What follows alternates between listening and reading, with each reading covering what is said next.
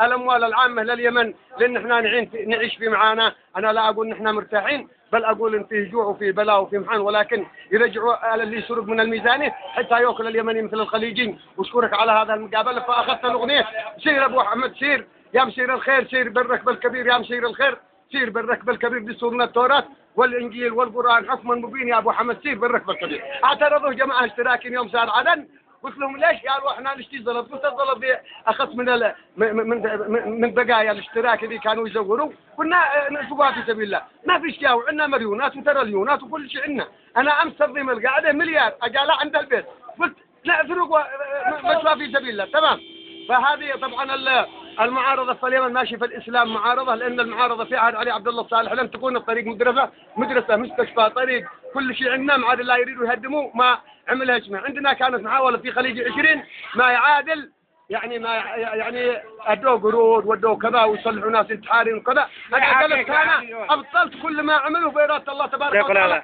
ها حياك الله. هذا بن احمد هذا كان يشتغل يا مخوه مع الحوثي قلبا وقالبا، واقنعته بعد سنه ونص واقتنع ونويت في حلف واحد. تمام. هذا تفهم فيها النصيحه وعنده عقليه ثانيه. هذا كل معلومات تجي لنا المحكمه عن طريقه. اخذ العبادي مع الغام على عدد سكان اليمن، اعترف وقعد يسلمها العلوي جواب ولا المعارضه. والمعارضه العلوي جواب المعارضه، قلت له يا علوي جواب بز السلاح من العبادي، وقال لنا ما بزناش ان الوضع ما عجبش. ايش الوضع ما عجبش؟ انا مش معجبني الوضع ذي احنا فيه. الا ايضا احنا بنظلي اذا ما ننهي المعارضه يعني في اليمن وكذا بندخل حروب كبيره جدا. والله يقول اذا استلزم شيء رد الله ورسوله يحكم بينكم، عرفنا ان اعتصموا بحبل الله جميعا ولا تفرقوا كونوا عباد الله اخوانا. وهذا الرجل رجل باهر ودانا معلومات دقيقه.